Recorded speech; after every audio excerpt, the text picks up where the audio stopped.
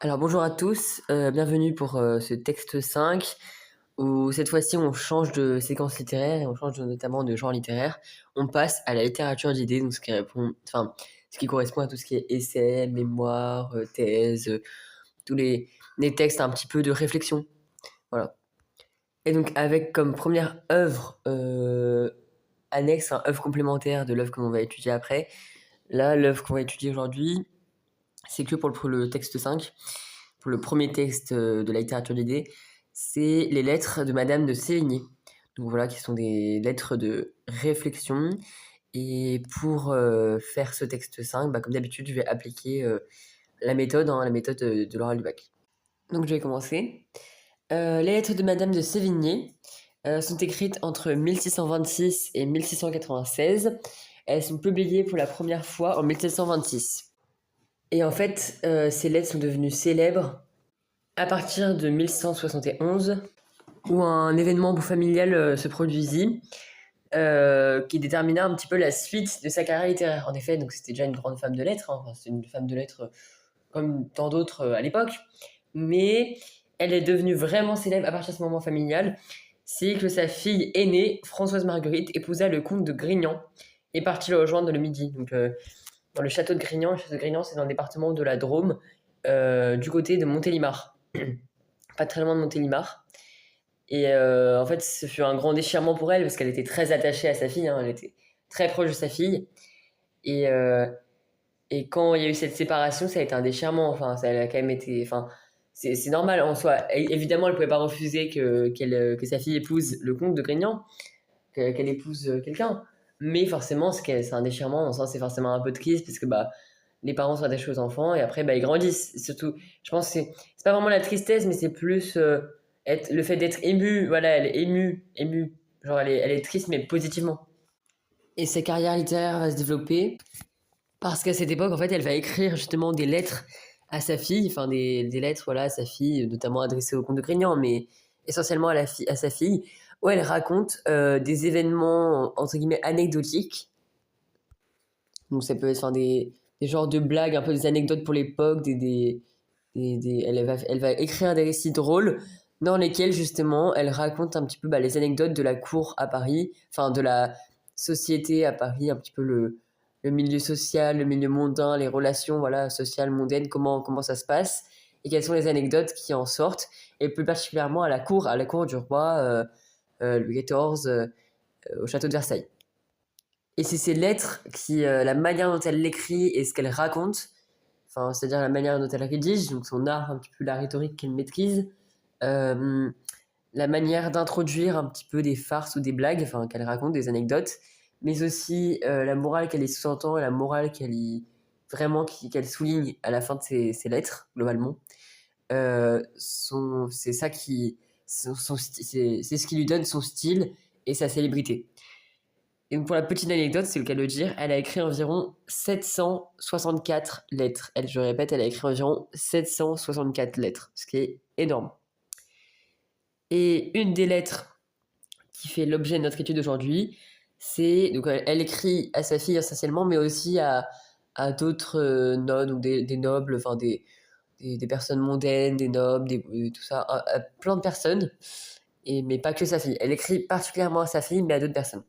Et la lettre qui fait l'objet de notre étude aujourd'hui, c'est une lettre qu'elle adresse au marquis de Pomponne, à Monsieur de Pomponne, le lundi 1er décembre 1664. Donc on est bien entre 1626 et 1696 pour la chronologie, et toutes ces lettres vont être publiées globalement pour la première fois à partir de 1626.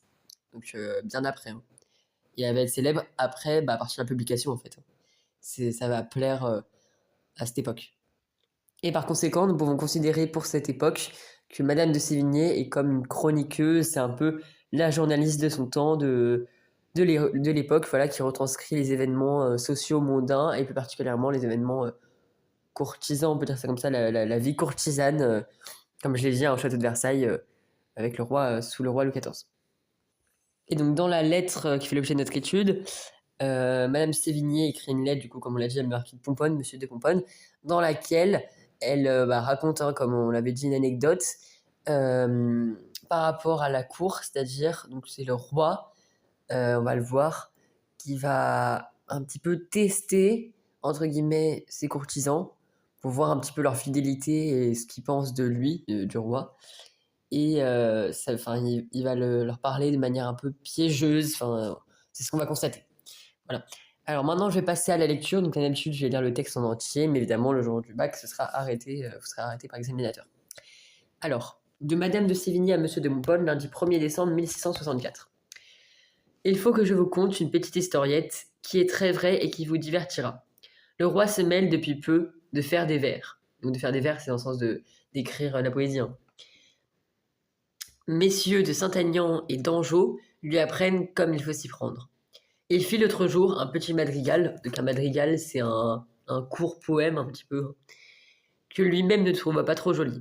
Un matin, il dit au maréchal de Gramont: Monsieur le maréchal, je vous prie, lisez ce petit madrigal et voyez si vous en avez jamais vu un si impertinent. Parce qu'on sait depuis peu, j'aime les vers, on m'en apporte de toute façon. Le maréchal, après avoir lu, dit au roi: Sire, votre majesté juge divinement bien de toutes choses.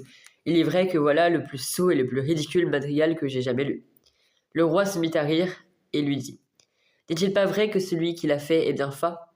Sire, il n'y a pas moyen de lui donner un autre nom. Oh, bien, dit le roi. Je suis ravi que vous m'en ayez parlé si bonnement. C'est moi qui l'ai fait. Ah, sire, quelle trahison!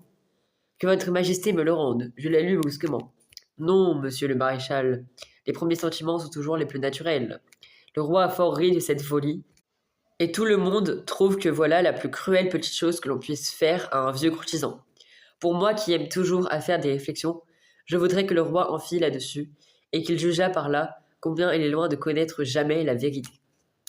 Voilà pour la lecture de la lettre, du texte, qui est une lettre adressée, encore une fois, par Madame de Sévigné à Monsieur de Pomponne. La problématique que nous pouvons nous demander, que nous pouvons poser est la suivante. De quelle manière cette anecdote que présente Madame de Sévigné d'apparence légère soulève-t-elle une réflexion plus profonde sur la comédie sociale jouée par le roi et les courtisans? Donc cette comédie sociale qui se trouve entre le roi et les courtisans.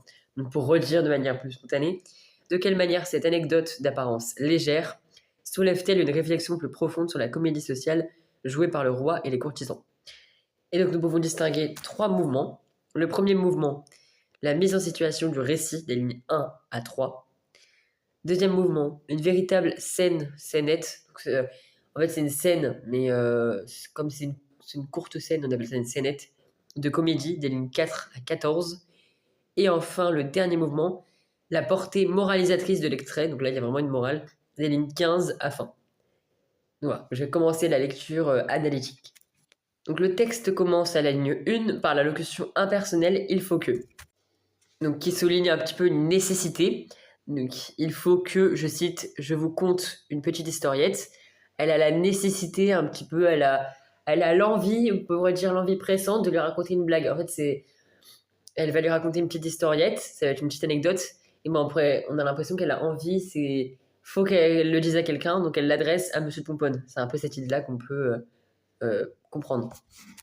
Mais il y a aussi cette histoire, encore une fois, du plaquéri de Kéré. Ça marche toujours, dans le sens où là, elle envoie cette lettre à Monsieur de Pomponne parce que ça l'a diverti d'écrire, c'est le cas de le dire, ça l'a diverti. Déjà, la blague l'a diverti, elle trouve ça drôle. Ensuite, ça l'a diverti d'écrire.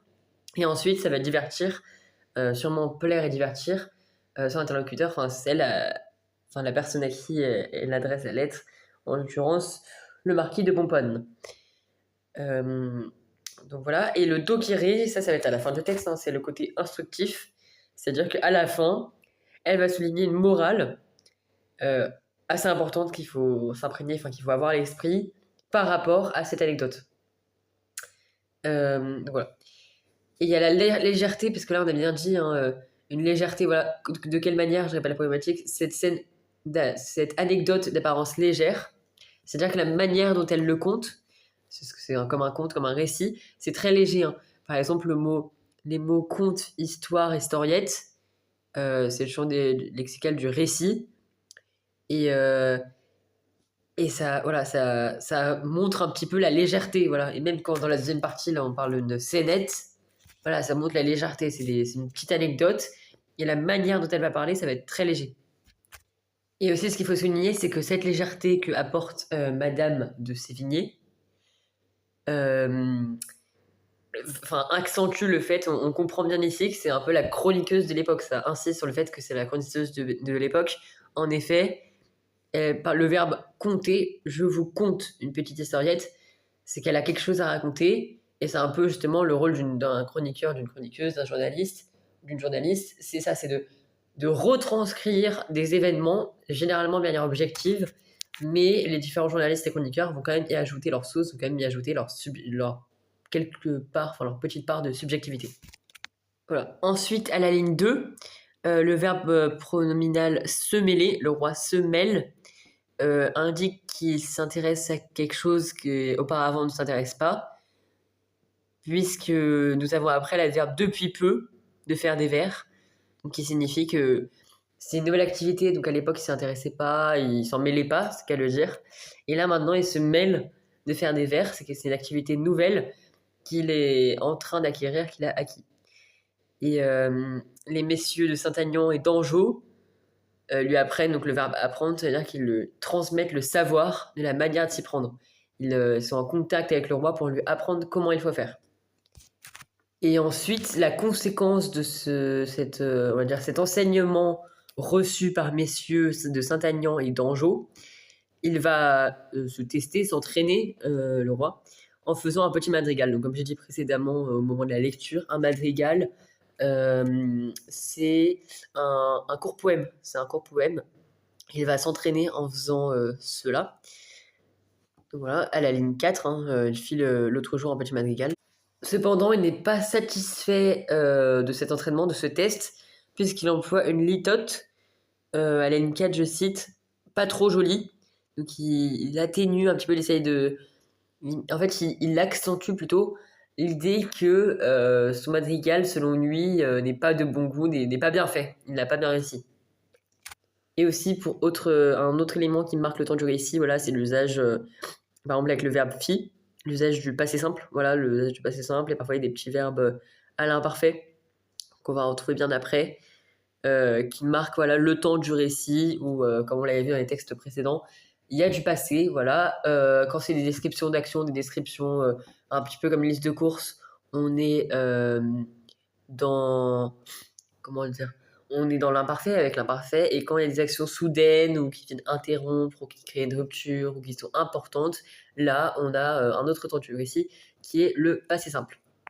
Voilà pour ce premier mouvement, et maintenant on attaque euh, le deuxième mouvement qui commence par le complément circonstanciel de temps un matin.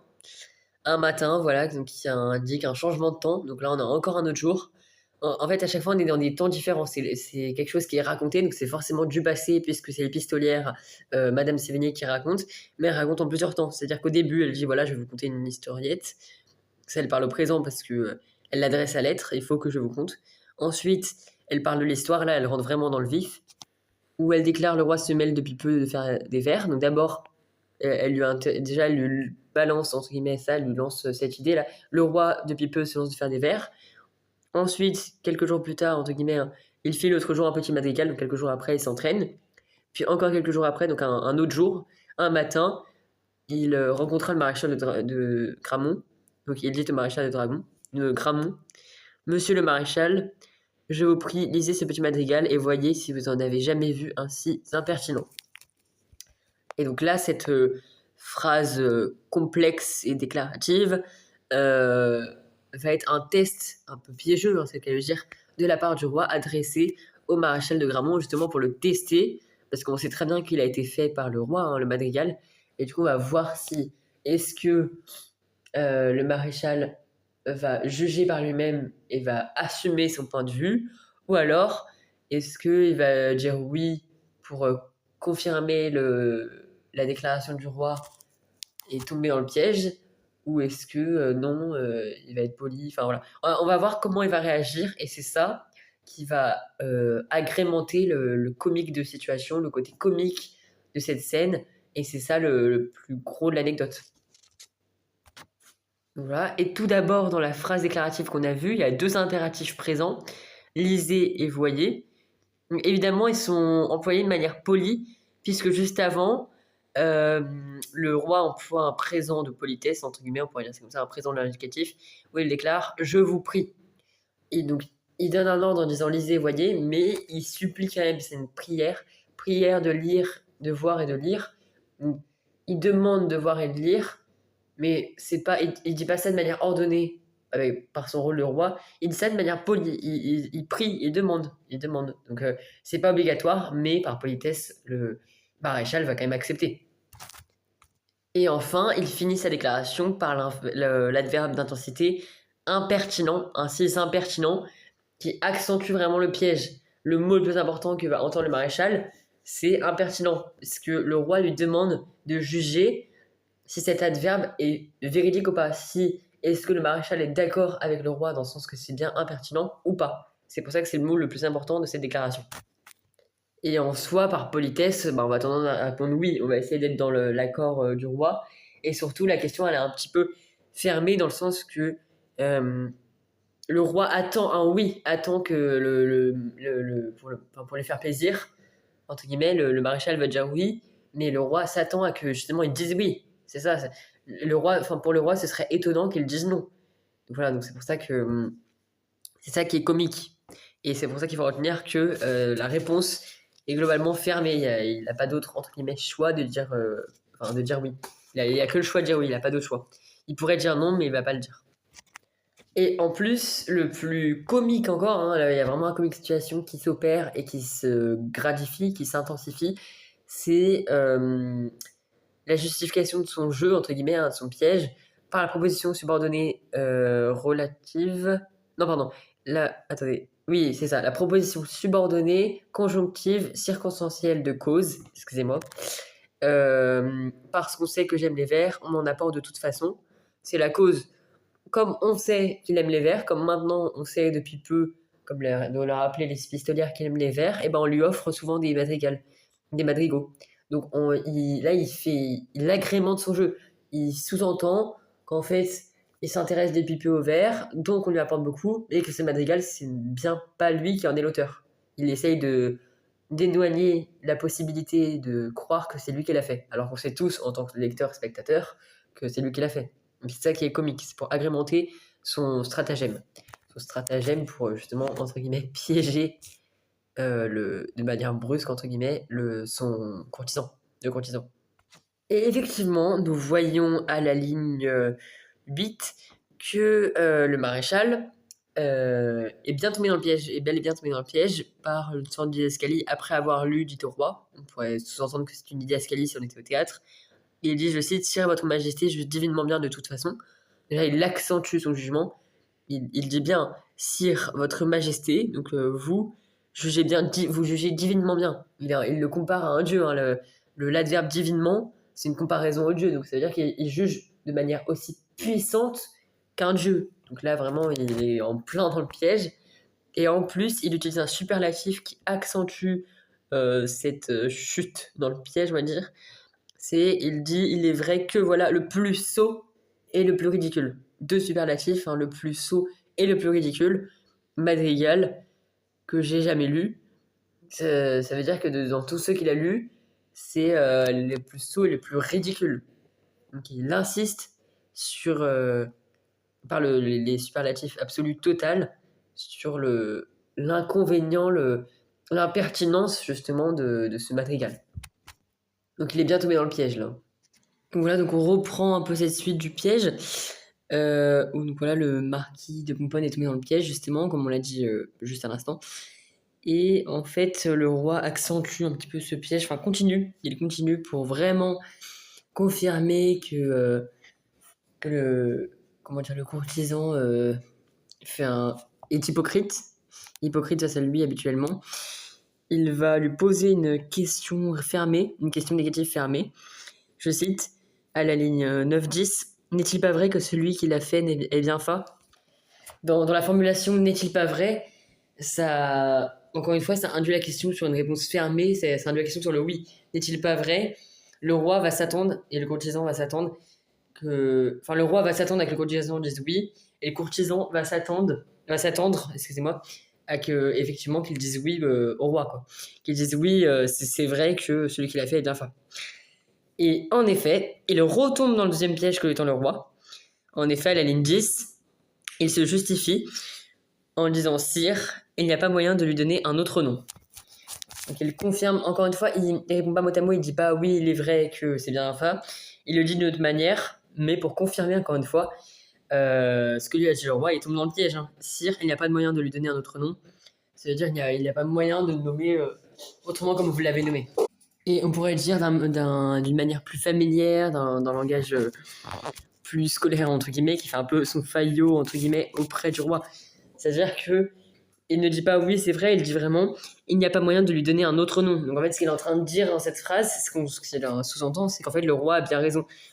Ce qu'on peut comprendre, c'est que quoi que dise le roi, le courtisan suit et affirme comme un petit gardien, comme un petit toutou. C'est un peu familier de dire ça comme ça, mais c'est la réalité. Il faut le formuler de manière bien évidemment plus chic, plus aisée, mais c'est vraiment la réalité. C'est ce qu'on comprend, c'est vraiment ça. Et en fait, cette réponse donnée par le maréchal au roi est vraiment, en fait, c'est ce qui agrémente avec excès, entre guillemets, le comique des situations. Ça agrémente le comique des situations. Et après, nous penchons sur un coup de théâtre, donc ça, c'est le coup le plus gros, quand le roi assume, dit la vérité, annonce et en même temps dénonce que l'auteur, en fait, c'est lui. Il dit, je cite, par le biais d'une proposition subordonnée relative, à la ligne 11-12, c'est moi qui l'ai fait. Donc cette PSR, proposition subordonnée relative, est introduite par le pronom relatif qui, et ça indique bien qui est l'auteur du madrigal. Et donc ça va confirmer que, c'est à ce moment-là, c'est un coup de théâtre, il dit la vérité. Et du coup, le maréchal va comprendre en conséquence qu'en fait, il vient de critiquer le roi, il vient de se faire avoir, il vient de se faire piéger amèrement, c'est le cas de le dire. Et en fait, voilà, il vient d'insulter, enfin, pas insulter, mais il vient de parler de manière. Enfin, en soi, il a insulté le roi indirectement. Indirectement, il y a l'adjectif va, lui donner un autre nom quand il dit. Il confirme que le roi donne un bon nom, quand il dit qu'il juge divinement, quand on fait un retour en arrière. Les superlatifs le plus sot, le plus ridicule, c'est l'adjectif assez péjoratif et assez. Ça apporte une critique qui est négative. Et en fait, ce que déploie l'épistolière, ce que nous montre l'épistolière dans ce texte, c'est pas que le roi est vexé, déçu d'apprendre qu'en fait les courtisans effectivement sont juste des suiveurs, sont juste entre guillemets faillots, sont juste là pour lui, mais voilà, mais en fait ils sont hypocrites devant lui. Lui, en fait, le roi, il prend plus ça pour une rigolade. Pour lui, c'est justement, il se divertit, il se joue de ses courtisans. Pour lui, c'est un jeu, en fait. Le roi, il prend pas ça pour quelque chose, pour un crime, entre guillemets, pour un crime moral ou pour quelque chose qui va le vexer. Lui, en fait, il en rigole.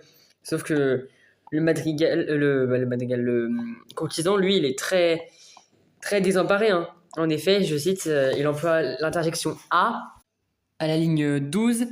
Ensuite, il y a le nom commun trahison. Sire, quelle trahison? À la ligne 12 toujours. Et après, il essaye de se rattraper par la proposition subordonnée relative.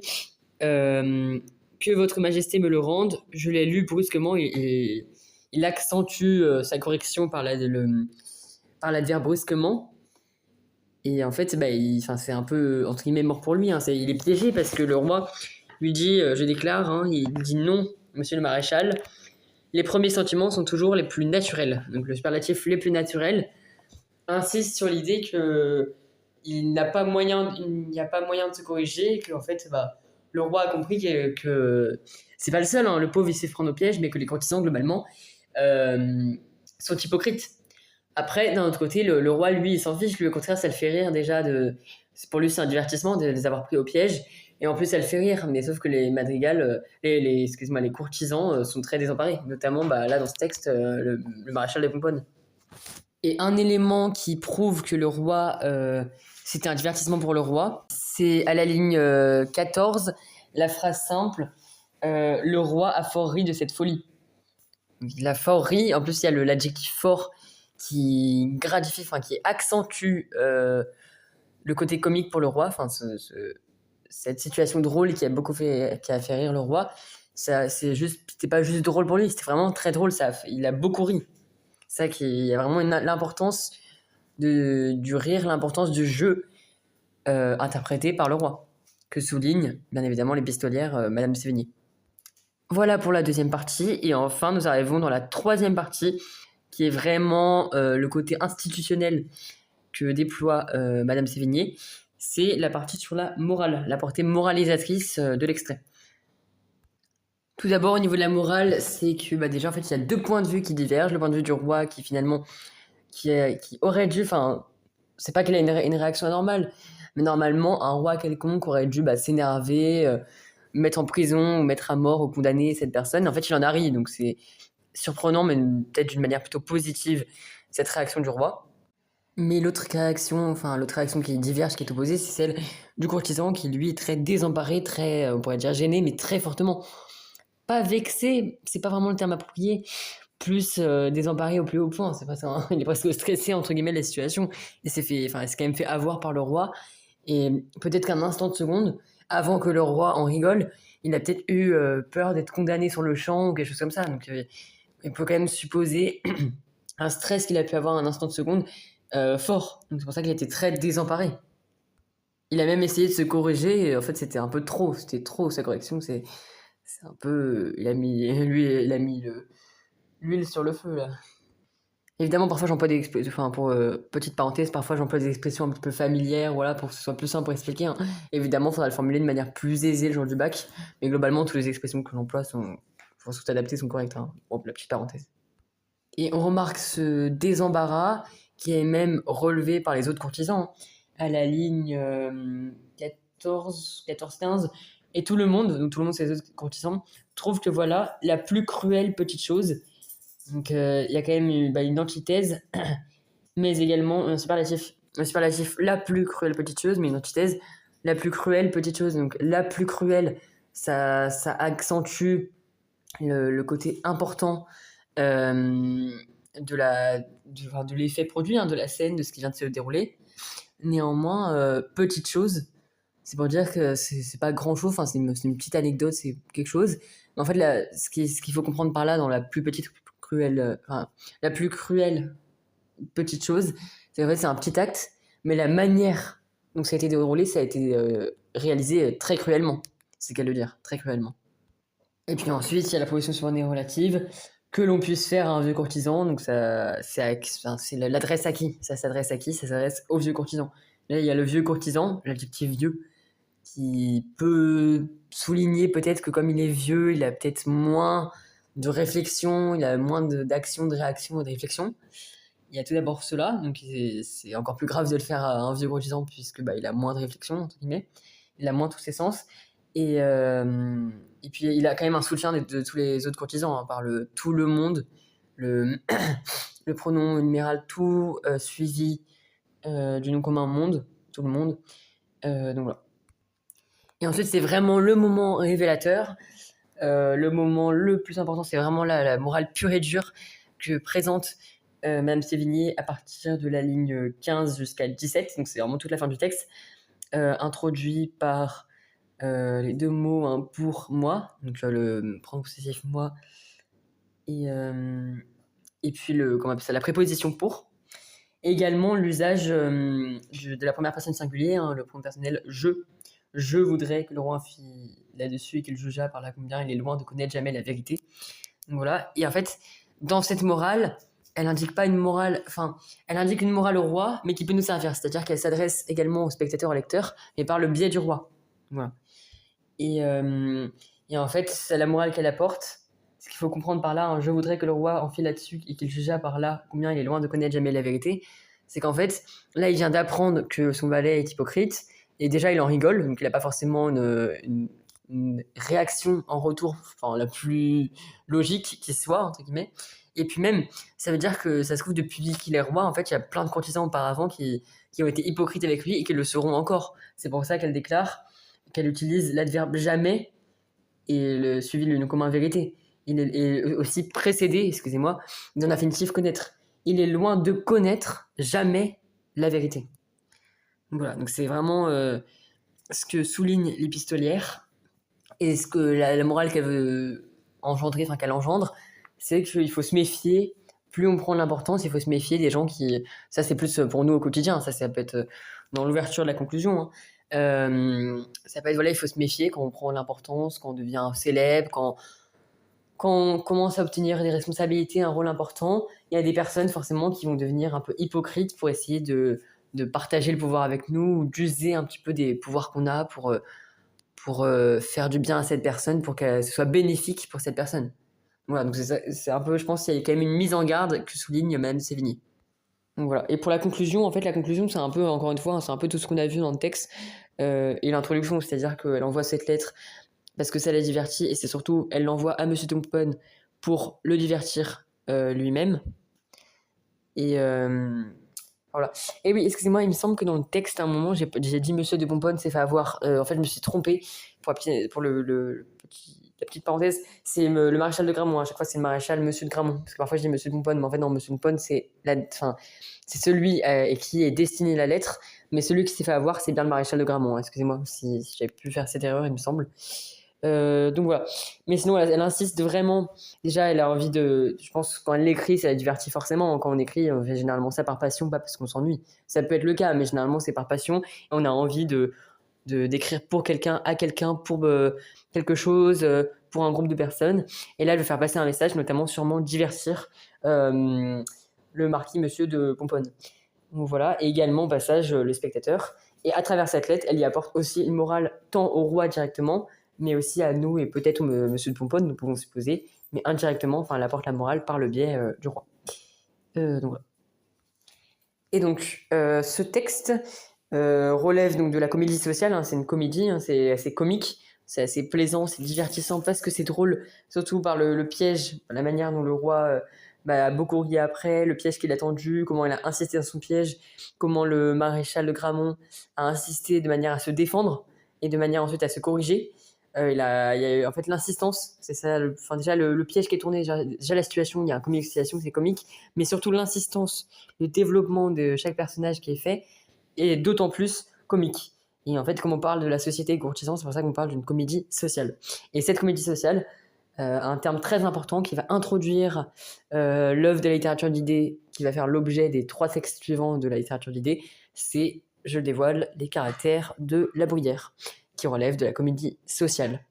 Et ensuite, pour le roman, ce sera sur l'idée de la comédie humaine, donc toujours dans cette optique de la comédie, mais d'un autre regard, d'un autre angle, avec La peau de chagrin d'Honoré de Balzac. Voilà, je vous remercie, le texte 5 est fini.